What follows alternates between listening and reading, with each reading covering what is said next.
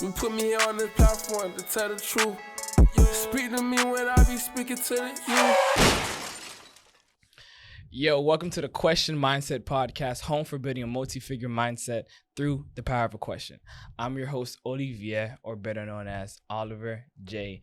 Darcis. Now, I have a beautiful soul here with you today. She has a lot of things that she can teach you about business, being a young entrepreneur, having a family, and just attacking the game head on. There's no excuses with her. You know, I want to introduce Miss Demoya. How are you doing today? I'm doing good. Thank you for having me. Thank you. Very excited to be here. No worries. So I say this on every intro. I don't like to do the basic shtick where everybody's like, hey, tell the people who you are, your name, where you're from.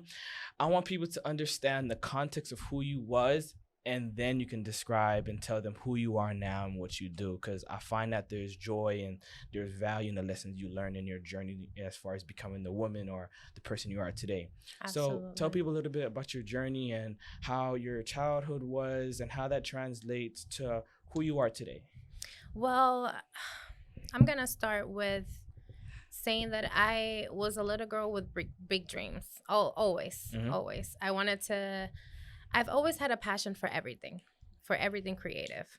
So I wanted to be a ballerina. I wanted to become a doctor. I wanted to paint. I wanted to do movies. I wanted to sing. I actually sing a little bit, but just a little I might have you sing a little bit today, you know? I mean, I have the mic right there. I know. I put myself out there, huh? Yeah, definitely. Yeah, so little girl, big dreams. I feel like it happens to a lot of us. We always have big dreams.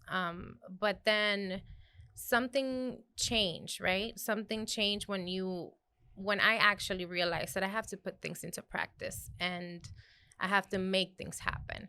Because sometimes you will grow up, maybe kind of in a bubble, like your parents take good care of you and they protect you, but then you have to make things happen once you're out there and you're an adult. When did you realize that you had to make things happen and put it into practice? Was you in middle school, high school? Was that fairly recent? Middle school, definitely. Like I said, I'm very artistic, so I've always loved music, dancing, singing. So I kind of just took initiative and told the people at my school, I was like, let's do a talent show. Let's do something. There's so many creative people here. Let's do a talent show, something that we can do yearly that can display people's talents, right? So mine was dancing. Like I wanted to, back then I just wanted to dance. So I did it. I did the choreography myself. Everything. And then the other grades also joined and we did this talent show and it became something that to this very day the school does every year. Yeah. Because they saw like a pathway for people to be creative. And that's when I realized like I can make this happen. I believe I was in 5th grade when that happened.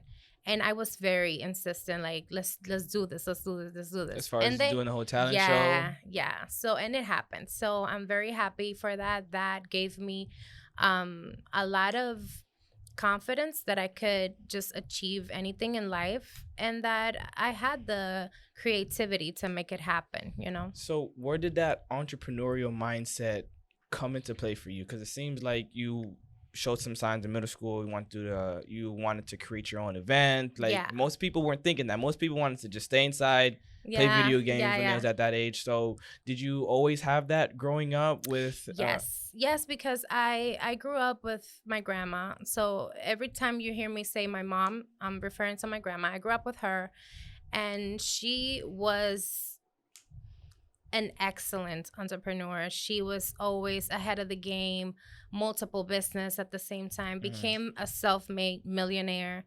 I'm from the Dominican Republic, my family. I was born in New York, but, my whole family from the Dominican Republic. And I grew up there, actually. I did high school over there. Yeah.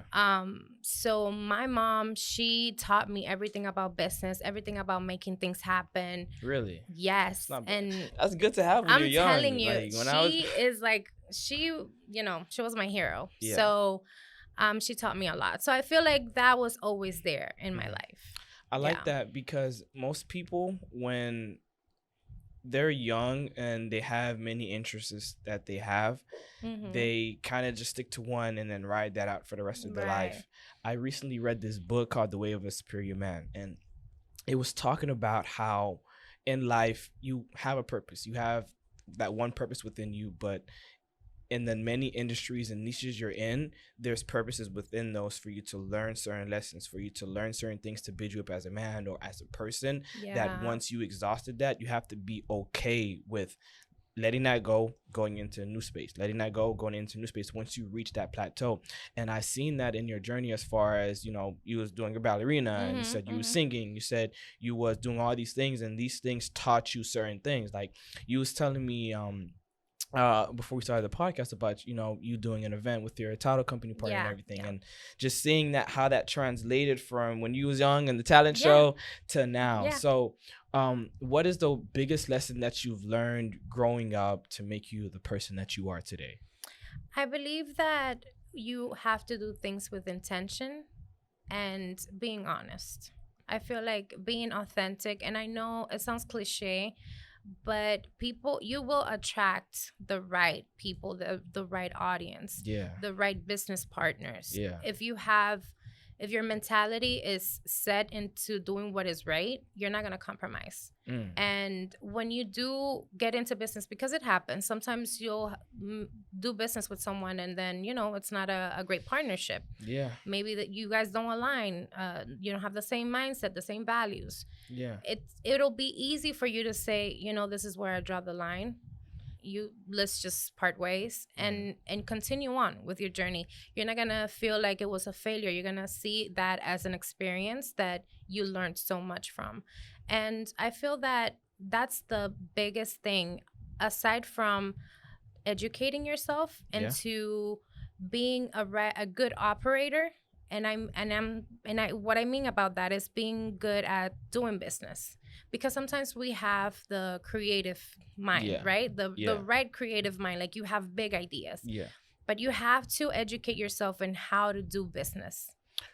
So what was that one outlet to teach you how to do business? I know you said your grandmother taught you those things. So I've been in, like I said, I grew up behind the scenes in multiple family businesses. So I feel like I kind of had an advantage there, seeing the, you know, the behind the scenes of how to, you know, work with employees, how to give them training, how to wow. So you saw all of that. Oh, yes. Wow. Yes. So you kind of had the golden ticket young.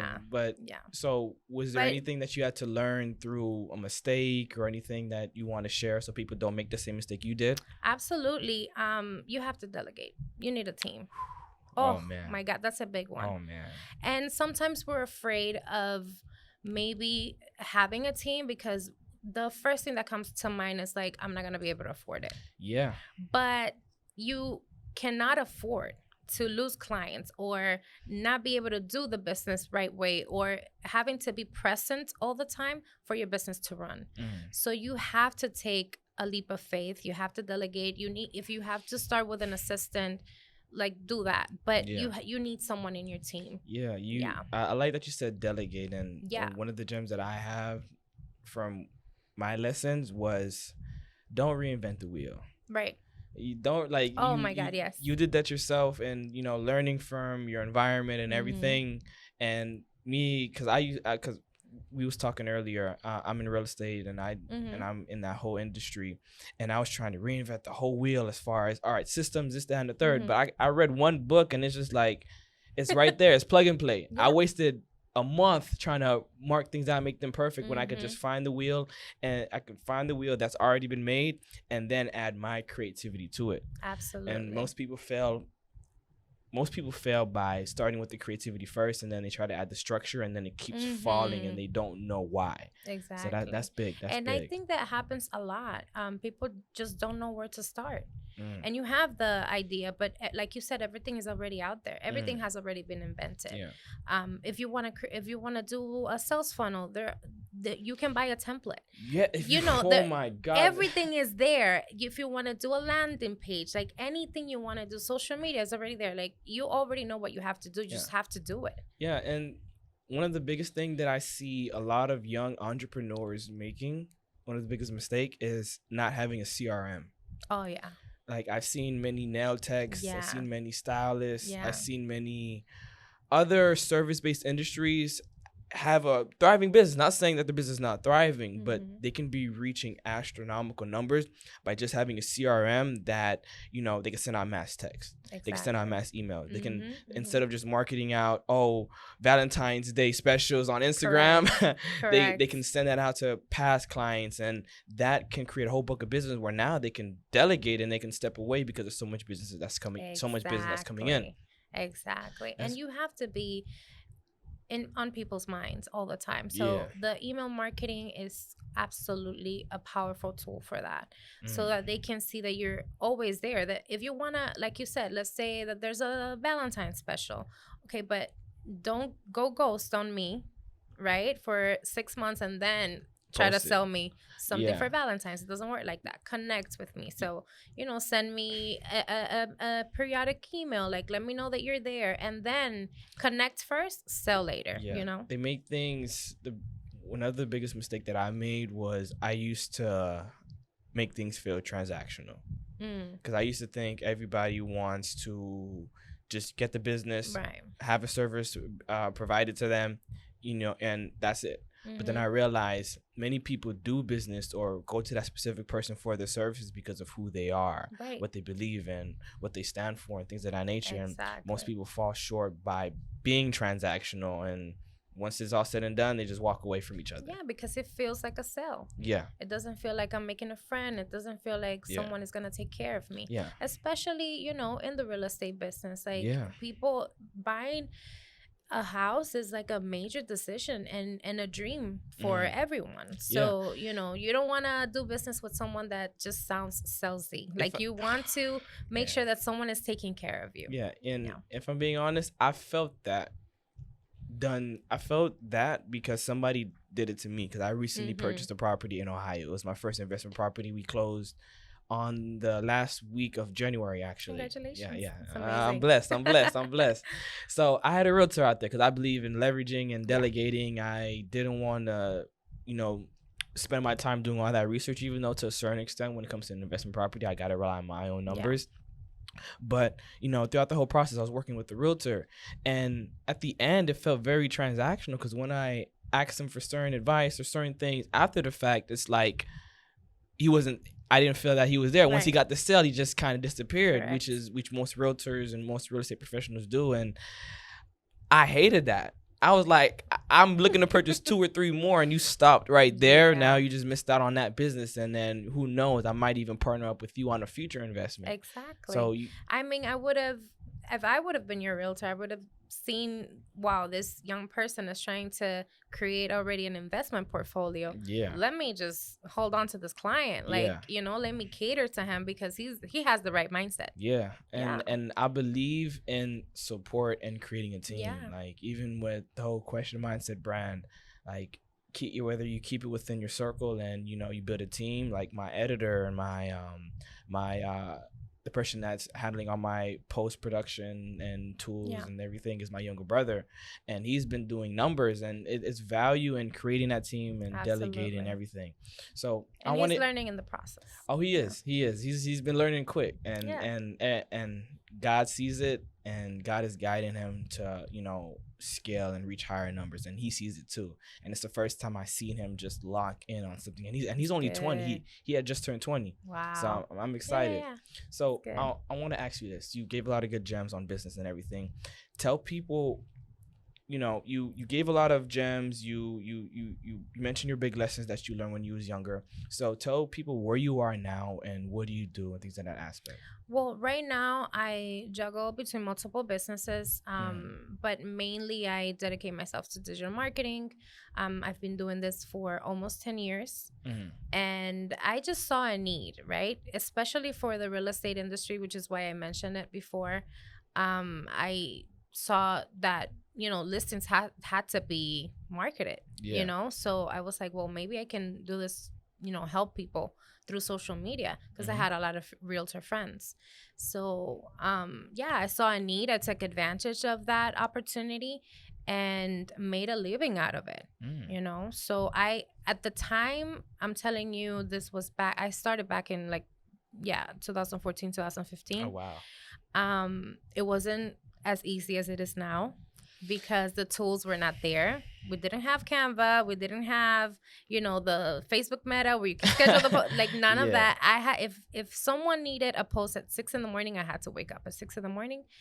And Damn. it's been a process. It's been a process. That's crazy. I know, but I'm so happy that in this day today, everything is out there. It's so easy, and I just help people, scale their business basically through social media by the power of storytelling. Like you said, we need to connect with people. It doesn't, obviously it's a business, but I need to know that I can trust you. Yeah. I can purchase your services, use your services because I can trust you. And so that's when, the power of storytelling comes in. Like you can connect with me. Like you already know that I was a little girl with big dreams. I grew up with my grandma behind the scenes. I learned everything about business. So you can relate to that. You can feel safe talking about business with me because you already know what I've went through. And honestly, this is what we can provide. When we say what value are you providing to clients, it's your knowledge, your own experience. There's a gazillion people out there selling business, but why are you different? And that's what's gonna make you stand out, your own experience and your own perspective, and obviously how you treat that client and how you connect with them. So right now that's what I'm doing. I am digital marketing full-time, help people through social media, email marketing, ads, funnels, everything. And other businesses that I have right now, event company, obviously. Of course, you see, that's added. Obviously. So my husband is a musician. We have an event production company where, everything Hora Loca, musicians, band. Hora Loca, what is that? Hora Loca is basically the part where you seen in the weddings where the DJ comes out and everyone has like a hat and there's drummers and dancers. That's the Hora Loca. That's not bad. So for any type of event, corporate event, anything. Also, we're in the trucking business. CDL or? Yes. Freight business. Different things. You have to make things happen and you have to have different revenue streams. You cannot just, that was way back then when salaries were good, but now we need multiple income streams. Salaries doesn't cut it. So that's where I'm at. That's not bad. Yeah. So what has been the biggest story that you told within your digital marketing business? Because you said, you help people storytell. So what has been the biggest story that you were helping somebody with and creating and things of that nature? I think that one client in particular didn't think that they had it. They didn't think that they were able to make it happen or live out of their business. This particular real estate agent that I'm talking about, because mainly I work with realtors, but I have obviously other industries as well.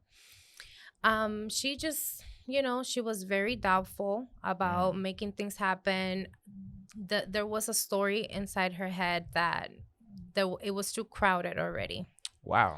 The real estate industry, it's already, crowded. Why would anyone work with me? There are other realtors that have so much years of experience.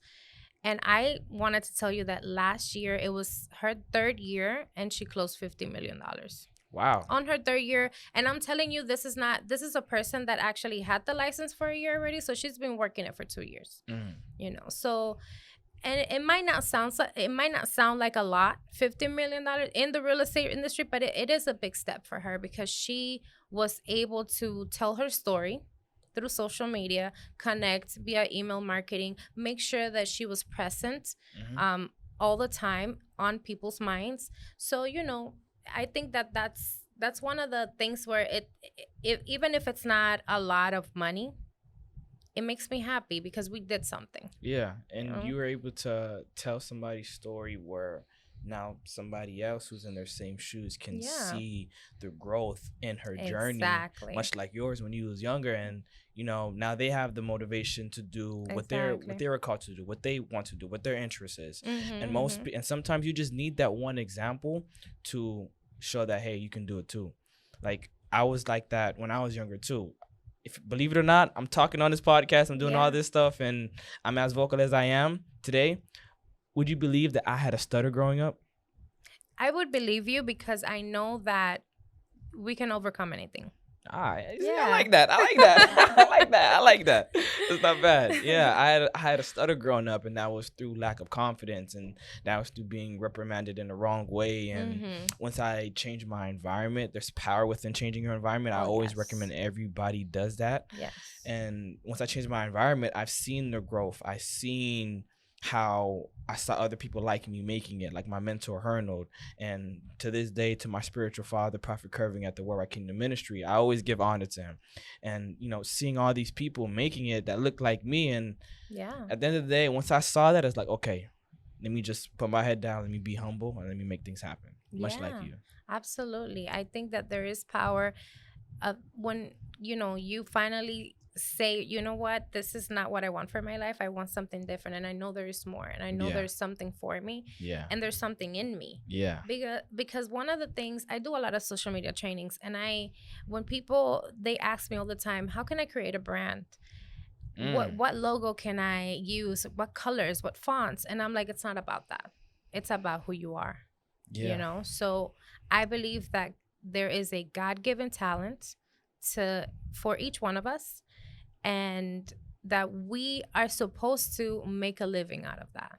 I am 100%, no doubts.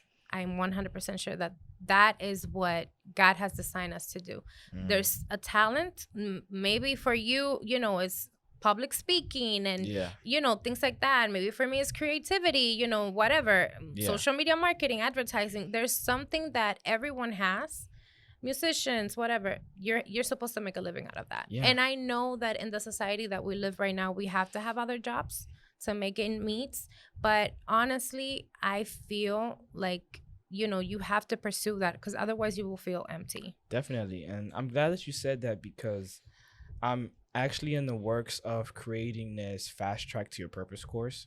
Okay. Where I help people, whether you know your purpose and you kind of just got overwhelmed by life and you kind of disconnected from it, whether you're trying to find it, whether you don't know it at all, but you feel like it's something more that you should be doing. I help people within a week, 7 days, learn the key laws to finding your purpose, learn the intelligences within your purpose, and just certain methods to, be in the ballpark, or just to find, align, and secure your purpose tactfully. That way, they can restart their whole life and just find that purpose and walk into whatever industry, whatever niche that they are led to, dive into. They find that, align it, secure it, and just, do what God calls them to do on a daily basis. Absolutely. I love that. And it's a week, but you use the practices. You use everything day in and day out. And one of those things, I give a bonus on that course, where it's this 30-day tally challenge. One of my mentors taught me this, Rich. I always give him a shout out for this, because this is the one thing that kind of instilled that discipline in me, where it's this 30-day tally challenge where every day you write one tally, right? And the power behind it is, if you can, because if you miss a day, you have to start over from tally one, right? And the purpose behind it is if you cannot follow or maintain that consistently for something that doesn't matter, imagine how that shows for something that does matter within your life, or within your business, with anything. And you pair each tally with one thing that you're struggling with, whether it's you want to go to the gym every day, you want to read a book every day, you kind of see where you're falling off. And I learned a lesson in myself that on Saturdays, like, I always reset, because I always treat Saturday as an off day, but at the end of the day, my purpose is my purpose. I can't walk out of my purpose no matter if it's the rest day. So it helps me keep that in mind. So not every day I'm walking in purpose. I'm walking with that much more intention, much like you said we all should have. So I love that. I feel like a lot of us need that. Need consistency. I was talking on the way down here, I was talking with my husband about learning how to take advantage of the momentum. Sometimes we'll have something that happens in our lives. Let's say you create a course and you post about it, and then people are interested and they're talking to you, they're asking you, DMing you, and then you forget or don't take the time to keep consistently creating content to keep building that momentum, and you just let the momentum go. I feel like we need to take advantage of that. And that tally exercise is amazing for that kind of creating that consistency in your life and persistence, right? Because I feel like that's the main reason why we lose momentum. They just kind of ride the wave until it ends and thinks, because they created it one time, they can create it instantaneously. But if you haven't made a couple waves in a row, then you won't be able to recycle that. And you can see it. Really successful people, they don't stop. They don't create, they don't stop. And you would say, but they already have a successful business. Maybe they already have a big name and they're already a household name. Everybody knows about this person, but they don't stop. They just keep going and they keep adding value. And that's, I think, one of the things that we need to learn in business.